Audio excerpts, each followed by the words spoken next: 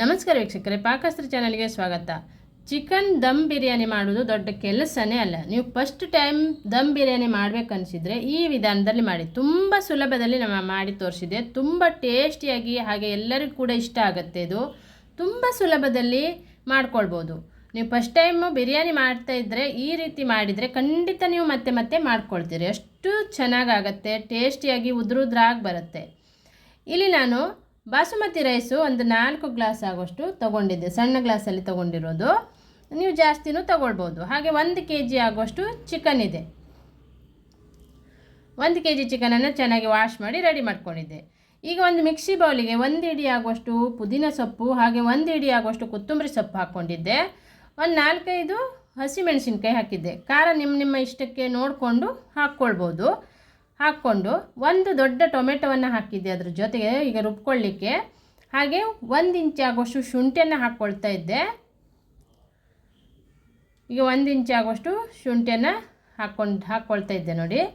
ನಂತರ ಒಂದು 7-8 ಎಸಳು ಬೆಳ್ಳುಳ್ಳಿಯನ್ನು ಹಾಕ್ಕೊಳ್ಳೋಣ. ಇದನ್ನೀಗ ನೈಸಾಗಿ ರುಬ್ಕೊಳ್ಬೇಕು. ಇದನ್ನು ಪೇಸ್ಟನ್ನು ತಯಾರು ಮಾಡ್ಕೊಂಡಿದ್ದಾಗಿದೆ. ಇದನ್ನು ಸೈಡಲ್ಲಿ ಇಟ್ಕೊಳ್ಳೋಣ. ಈಗ ನಾನು ಚಿಕನನ್ನು ಚೆನ್ನಾಗಿ ವಾಶ್ ಮಾಡಿ ರೆಡಿ ಮಾಡಿ ಇಟ್ಕೊಂಡಿದ್ದಕ್ಕೆ ಈಗ ಪೇಸ್ಟ್ ಮಾಡಿದ್ರಲ್ಲಿ ಅರ್ಧ ಪೇಸ್ಟನ್ನು ಹಾಕ್ಕೊಳ್ತಾ ಇದ್ದೆ ನೋಡಿ. ಈಗ ಇದನ್ನು ಚೆನ್ನಾಗಿ ಕಲಿಸ್ಬಿಟ್ಟು ನಾವು ಇಟ್ಕೊಳ್ಬೇಕು. ಪೇಸ್ಟ್ ಹಾಕಿದ್ದಾಗಿದೆ. ಈಗ ಬಿರಿಯಾನಿ ಮಸಾಲಾನ ಒಂದು 3 ಸ್ಪೂನ್ ಆಗುವಷ್ಟು ಬಿರಿಯಾನಿ ಮಸಾಲಾನ ಹಾಕ್ಕೊಳ್ತಾ ಇದ್ದೆ. ನಾನು ಯಾವುದೇ ಬಿರಿಯಾನಿ ಮಸಾಲಾನ ಹಾಕ್ಕೊಳ್ಬೋದು. ಬಿರಿಯಾನಿ ಮಸಾಲ ಹಾಕ್ಕೊಂಡಿದ್ದೆ. ಹಾಗೆ ಒಂದು ದೊಡ್ಡ ಸ್ಪೂನಲ್ಲಿ ಕೊತ್ತಂಬರಿ ಪುಡಿಯನ್ನು ಹಾಕ್ಕೊಂಡಿದ್ದೆ, ಅಂದರೆ ಧನಿಯಾ ಪುಡಿಯನ್ನು ಹಾಕ್ಕೊಳ್ತಾ ಇರೋದು. ನಂತರ ಕಸ್ತೂರಿ ಮೆಥಿಯನ್ನು ಸ್ವಲ್ಪ ಬೆಚ್ಚಗೆ ಮಾಡ್ಕೊಂಡಿದ್ದೆ. ಬೆಚ್ಚಗೆ ಮಾಡಿ ಹಾಕ್ಕೊಳ್ಳೋದ್ರಿಂದ ಫ್ಲೇವರ್ ಚೆನ್ನಾಗಿ ಬರುತ್ತೆ. ಹಾಗಾಗಿ ಬೆಚ್ಚಗೆ ಮಾಡಿಬಿಟ್ಟು ಹಾಕ್ಕೊಂಡು ಚೆನ್ನಾಗಿ ಅದನ್ನು ಪುಡಿ ಮಾಡಿ ಈಗ ಹಾಕ್ಕೊಳ್ತಾ ಇದ್ದೆ ನೋಡಿ. ಹಾಗೆ 2 ಸ್ಪೂನ್ ಆಗುವಷ್ಟು ಶುಂಠಿ ಮತ್ತು ಬೆಳ್ಳುಳ್ಳಿಯ ಪೇಸ್ಟು, ದೊಡ್ಡ ಸ್ಪೂನಲ್ಲಿ 2 ಸ್ಪೂನ್ ಆಗುವಷ್ಟು ಶುಂಠಿ ಬೆಳ್ಳುಳ್ಳಿಯ ಪೇಸ್ಟನ್ನು ಹಾಕಿದ್ದೆ. ರುಚಿಗೆ ತಕ್ಕಷ್ಟು ಉಪ್ಪನ್ನು ಹಾಕ್ಕೊಳ್ಳೋಣ. 1 kg ಚಿಕನ್ ಇದೆ ಇಲ್ಲಿ. ಹಾಗೆ ಒಂದು ಅರ್ಧ ಚಮಚ ಆಗೋಷ್ಟು ಅರಿಶಿಣದ ಹುಡಿ ಹಾಕಿದ್ದೆ. ಒಂದು 3 ಚಮಚ ಆಗೋಷ್ಟು ಮೊಸರನ್ನು ಹಾಕ್ಕೊಳ್ಬೇಕು. ಈಗ ಇದನ್ನು ಚೆನ್ನಾಗಿ ಕಲಿಸ್ಕೊಳ್ತಾ ಇದ್ದೆ. ನಂತರ ನಾನಿಲ್ಲಿ ಅಚ್ಚ ಖಾರದ ಪುಡಿ ಒಂದು 2 ಸ್ಪೂನ್ ಆಗೋಷ್ಟು ಅಚ್ಚ ಖಾರದ ಪುಡಿಯನ್ನು ಹಾಕಿದ್ದೆ. ಇವನ್ನೆಲ್ಲವನ್ನು ಚೆನ್ನಾಗಿ ಮಿಕ್ಸ್ ಮಾಡಿಕೊಳ್ಬೇಕು. ಹಾಗೆ ಅರ್ಧ ನಿಂಬೆ ಹುಳಿಯ ನೀರನ್ನು ನಾನು ಹಿಂಡಿ ಹಾಕ್ಕೊಳ್ತಾ ಇದ್ದೆ. ನಿಂಬೆ ಹುಳಿಯ ರಸ ಅರ್ಧ ಇದೆ ಇಲ್ಲಿ ಹಾಕ್ಕೊಂಡಿದ್ದೆ ನೋಡಿ. ಈಗ ಚೆನ್ನಾಗಿ ಎಲ್ಲವನ್ನು ಕಲಸಿ ಒಂದು ಅರ್ಧ ಗಂಟೆ ಇದನ್ನು ಸಟ್ಟಾಗಲಿಕ್ಕೆ ಬಿಡಬೇಕು. ನೀವು ಫ್ರಿಜ್ಜಲ್ಲಾದರೂ ಇಟ್ಕೊಳ್ಬೋದು, ಹಾಗೆ ಹೊರಗಡೆನೂ ಇಟ್ಕೊಳ್ಬೋದು. ಅರ್ಧ ಗಂಟೆ ಇಟ್ಕೊಂಡು ಈ ಕಡೆ ಅಕ್ಕಿಯನ್ನು ನಾನು ನೆನೆಸಿಟ್ಕೊಂಡಿದ್ದೆ ಆವಾಗಲೇ. ಈಗ ಒಂದು ಪಾತ್ರೆಯಲ್ಲಿ ನೀರನ್ನು ಕಾಯಲಿಕ್ಕೆ ಇಟ್ಕೊಳ್ಬೇಕು. ಅದಕ್ಕೆ ಎಲ್ಲ ಮಸಾಲೆ ಅಂದರೆ ಸಣ್ಣಕ್ಕಿ ಎಲೆ, ಪಲಾವ್ ಎಲೆ, ಸೋಂಪು ಕಾಳೆಲ್ಲವನ್ನು ಹಾಕಿದ್ದೆ. ಸ್ವಲ್ಪ ಉಪ್ಪು ಮತ್ತು ಒಂದು 2 ಸ್ಪೂನ್ ಆಗುವಷ್ಟು ಎಣ್ಣೆ ಹಾಕಿ ಈ ಅನ್ನವನ್ನು ರೆಡಿ ಮಾಡ್ಕೊಳ್ಳೋಣ. ಈಗ ಇದು 3/4% ಆಗುವಷ್ಟು ರೈಸ್ ಮಾಡಿಕೊಂಡ್ರೆ ಆಯಿತು. ನೀರು ಕಾದ ನಂತರ ಅಕ್ಕಿಯನ್ನು ಹಾಕಿದ್ದೆ. ಅರ್ಧ ಗಂಟೆ ನಾನು ಅಕ್ಕಿಯನ್ನು ಕೂಡ ನೆನೆಸಿಟ್ಟಿದ್ದೆ. ಈಗ ಕಾದ ನಂತರ ಹಾಕಿದ್ದೆ. ಇಲ್ಲಿ ಒಂದು 3 ಈರುಳ್ಳಿಯನ್ನು ಚೆನ್ನಾಗಿ ಎಣ್ಣೆಯಲ್ಲಿ ಫ್ರೈ ಮಾಡ್ಕೊಂಡಿದ್ದೆ ನೋಡಿ. 2 ಹಸಿಮೆಣಸಿನ್ಕಾಯಿ, 1 ಸಣ್ಣಕ್ಕಿ ಎಲೆ, ಪಲಾವ್ ಎಲೆ, ಹಾಗೆ ಈ ಒಂದು 3 ಈರುಳ್ಳಿಯನ್ನು ಕಟ್ ಮಾಡ್ಕೊಂಡಿದ್ದೆ. ಇಲ್ಲೆಲ್ಲ ಮಸಾಲೆ ಐಟಮನ್ನು ತೆಗೆದಿಟ್ಕೊಂಡಿದ್ದೆ. ಯಾವುದ್ಯಾವುದು ಮಸಾಲೆಗಳಿರ್ತವಲ್ಲ ಎಲ್ಲವನ್ನು ತಗೊಳ್ಬೇಕು. ಹಾಗೆ 1 ಸ್ಪೂನ್ ಆಗುವಷ್ಟು ಪೆಪ್ಪರ್ ಅಂದರೆ ಕಾಳು ಮೆಣಸನ್ನು ಕೂಡ ಹಾಕ್ಕೊಳ್ತಾ ಇದ್ದೆ. ಈಗ ಇದನ್ನ ರೆಡಿ ಮಾಡಿ ಇಟ್ಕೊಳ್ತಾ ಇದ್ದೆ. ಈ ಕಡೆ ಅನ್ನನೂ ಕೂಡ ರೆಡಿಯಾಗಿದೆ. ಈಗ 3/4% ಆಗುವಷ್ಟು ಬೆಂದಿದೆ. ಇದನ್ನೀಗ ಸೋಸ್ಕೊಳ್ಳೋಣ. ನೀವು ಫಸ್ಟ್ ಟೈಮ್ ಬಿರಿಯಾನಿ ಮಾಡಿದರೆ ಇದೇ ಮೆಥಡಲ್ಲಿ ಮಾಡ್ಕೊಳ್ಳಿ, ಎಲ್ಲರಿಗೂ ಇಷ್ಟ ಆಗುತ್ತೆ. ನಮ್ಮ ಮನೆಯಲ್ಲಂತೂ ಎಲ್ಲರಿಗೂ ಇಷ್ಟ ಆಗಿದೆ. ಹಾಗಾಗಿ ನಿಮ್ಮ ಜೊತೆ ಶೇರ್ ಮಾಡ್ಕೊಳ್ತಾ ಇರೋದು ನಾನು. ನೀವು ಖಂಡಿತ ಒಮ್ಮೆ ಟ್ರೈ ಮಾಡಿ. ತುಂಬ ಸುಲಭದಲ್ಲಿ ದಮ್ ಬಿರಿಯಾನಿಯನ್ನು ಮಾಡ್ಕೊಳ್ಬೋದು. ತುಂಬ ಚೆನ್ನಾಗಾಗತ್ತೆ. ಈಗ ಅನ್ನವನ್ನು ಸೋಸ್ಕೊಂಡು ರೆಡಿ ಮಾಡಿ ಇಟ್ಕೊಂಡಿದ್ದೆ. ಈ ಕಡೆ ಈರುಳ್ಳಿ ಕರೆದಂಥ ಎಣ್ಣೆಯನ್ನು ಹಾಕಿದ್ದೆ, ಒಂದು 3-4 ಸ್ಪೂನ್ ಆಗುವಷ್ಟು. ನಂತರ 2 ಸ್ಪೂನ್ ತುಪ್ಪವನ್ನು ಹಾಕಿದ್ದೆ ಇಲ್ಲಿ. ನಂತರ ಈಗ ಮಸಾಲೆ ಐಟಮನ್ನು ಹಾಕ್ಕೊಳ್ಳೋಣ. ಎಲ್ಲ ಮಸಾಲೆನ ಚೆನ್ನಾಗಿ ಘಮ ಬರುವ ಹಾಗೆ ಅದನ್ನು ಫ್ರೈ ಮಾಡ್ಕೊಳ್ಬೇಕು. ಈಗ ಇದು ಚೆನ್ನಾಗಿ ಘಮ ಬರಬೇಕು ನಮ್ಗೆ. ಅಷ್ಟು ತನಕ ಇದನ್ನು ಸಣ್ಣ ಉರಿ ಇಟ್ಟು ಫ್ರೈ ಮಾಡ್ಕೊಳ್ಳಿ. ಈ ಕಡೆ ಒಂದು 10 ಕೇಸರಿ ದಳೆಯನ್ನು ನಾನು ಹಾಲಲ್ಲಿ ನೆನೆಸಿ ಇಟ್ಕೊಳ್ತೇನೆ. ಈಗ ಒಂದು 10 ಕೇಸರಿ ದಳ ಇದೆ. ಅದನ್ನು ಆನಂತರ ಹಾಕ್ಕೊಳ್ಳೋಣ. ನೆನೆಸಿ ಇಟ್ಕೊಂಡಿದ್ದೆ. ಈಗ ಈರುಳ್ಳಿ, ಹಸಿಮೆಣಸಿನ್ಕಾಯಿ, ಒಂದು ಸಣ್ಣಕ್ಕಿ ಎಲೆಯನ್ನು ಹಾಕ್ಕೊಳ್ತಾ ಇದ್ದೆ ನೋಡಿ. ಮಸಾಲೆ ಫ್ರೈ ಆದ ನಂತರ ಈರುಳ್ಳಿಯನ್ನು ಚೆನ್ನಾಗಿ ಫ್ರೈ ಮಾಡ್ಕೊಳ್ಳೋಣ. ಈಗ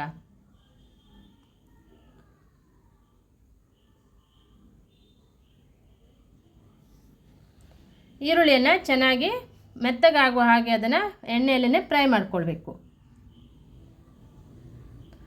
ಈರುಳ್ಳಿ ಫ್ರೈ ಆಗ್ತಾ ಇದ್ದಂಗೆ ಈ ಕಡೆ ಅರ್ಧ ಪೇಸ್ಟನ್ನು ನಾನು ಆವಾಗ ಚಿಕನ್ನಿಗೆ ಹಾಕಿದ್ದೆ, ಉಳಿದ ಅರ್ಧ ಪೇಸ್ಟನ್ನು ಇವಾಗ ಹಾಕ್ಕೊಳ್ತಾ ಇದ್ದೆ.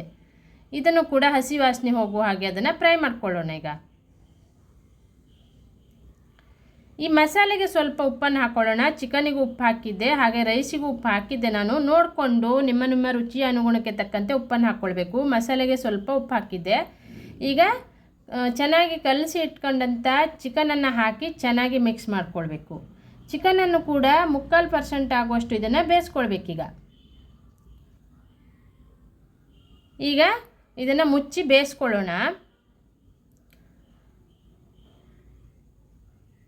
ಚಿಕನ್ ಒಂದು 3/4% ಬೇಯಲಿ. ಆವಾಗ ಇದನ್ನು ಸ್ವಲ್ಪ ನಾನು ಚಿಕನನ್ನು ತೆಗೆದಿಟ್ಕೊಳ್ತೇನೆ. ಈಗ ಸ್ವಲ್ಪ ಈ ರಸವನ್ನು ಮತ್ತು ಚಿಕನನ್ನು ಒಂದು 5-6 ಪೀಸನ್ನು ಒಂದು ಸ್ವಲ್ಪ ರಸವನ್ನು ಎತ್ತಿಟ್ಕೊಳ್ತಾ ಇದ್ದೆ ನೋಡಿ. ಆನಂತರ ಏನು ಮಾಡೋದು ಅಂತ ನೋಡೋಣ. ಈಗ ತೆಗೆದಿಟ್ಕೊಂಡಿದ್ದಾಗಿದ್ದೆ. ಈಗ ಮೇಲ್ಗಡೆ ಚಿಕನ್ನಿಗೆ ಈ ಮಸಾಲೆಗೆ ನಾನೀಗ ರೈಸನ್ನು ಹಾಕ್ಕೊಳ್ತಾ ಇದ್ದೆ ನೋಡಿ. ಒಂದೊಂದೇ ಲೇಯರನ್ನು ಹಾಕ್ಕೊಳ್ತಾ ಬರಬೇಕೀಗ. ಈಗ ಉರಿಯನ್ನು ಸಣ್ಣಗಿಟ್ಟಿದ್ದೆ ನಾನು. ಒಲೆಯನ್ನು ಸಣ್ಣಗಿಟ್ಕೊಂಡು ರೈಸಿನ ಲೇಯರನ್ನು ಮಾಡ್ಕೊಳ್ಳೋಣ. ಈಗ ಒಂದೊಂದೇ ಲೇಯರು ಈ ರೈಸನ್ನು ಹಾಕ್ಕೊಳ್ತಾ ಬರಬೇಕು.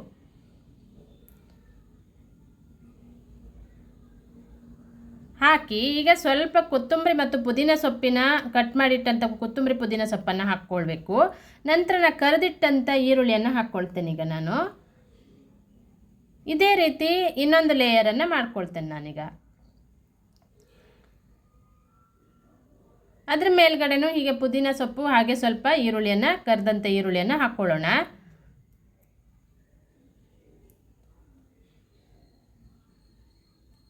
ಎಷ್ಟು ಸುಲಭದಲ್ಲಿ ಮಾಡ್ಕೊಳ್ಬೋದಂದರೆ ಹೋಟೆಲ್ ಸ್ಟೈಲಲ್ಲೇ ನಾವು ಬಿರಿಯಾನಿಯನ್ನು ರೆಡಿ ಮಾಡ್ಕೊಳ್ಬೋದು. ತುಂಬ ಟೇಸ್ಟಿಯಾಗಿ ಬರುತ್ತೆ ಇದು. ಅದೇ ಥರ ಇನ್ನೊಂದು ಲೇಯರನ್ನು ಮಾಡ್ಕೊಂಡಿದ್ದೆ ನಾನು. ಈಗ ತೆಗೆದಿಟ್ಕೊಂಡಂಥ ಚಿಕನ್ ಮತ್ತು ರಸವನ್ನು ಹಾಕ್ಕೊಳ್ಳೋಣ. ಆ ಗ್ರೇವಿಯನ್ನು ಮೇಲ್ಗಡೆ ಸ್ವಲ್ಪನೇ ಹಾಕ್ಕೊಳ್ಬೇಕು. 2 ಲೇಯರ್ ಆದ ನಂತರ ನಾನೀಗ ಚಿಕನ್ ಮತ್ತು ಗ್ರೇವಿಯನ್ನು ಹಾಕ್ಕೊಂಡಿದ್ದು. ನಂತರ ಸ್ವಲ್ಪ ಕರೆದಂಥ ಈರುಳ್ಳಿ ಹಾಕಿದ್ದೆ ಮತ್ತು ಪುದೀನ ಮತ್ತು ಕೊತ್ತಂಬರಿ ಸೊಪ್ಪನ್ನು ಹಾಕ್ಕೊಳ್ತೇನೆ. ಈಗ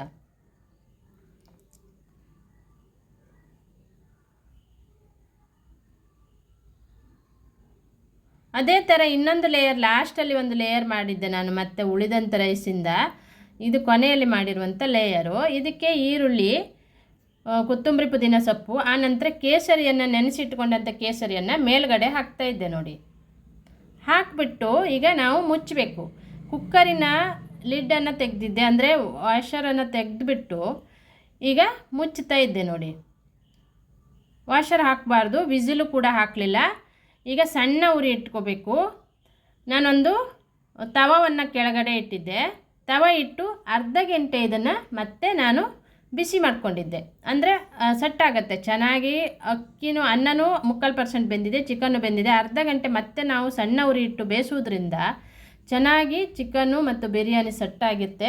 ಈಗ ನೋಡಿ, ಸ್ಟವನ್ನು ಆಫ್ ಮಾಡ್ಕೊಂಡು ನಂತರ ನಾನೀಗ ತೋರಿಸ್ತಾ ಇರೋದು ಉದುರಾಗಿ ತುಂಬಾ ಟೇಸ್ಟಿಯಾಗಿರುವಂಥ ಚಿಕನ್ ಬಿರಿಯಾನಿ ರೆಡಿಯಾಗಿದೆ.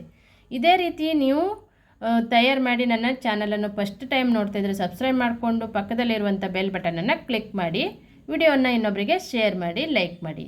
Thank you.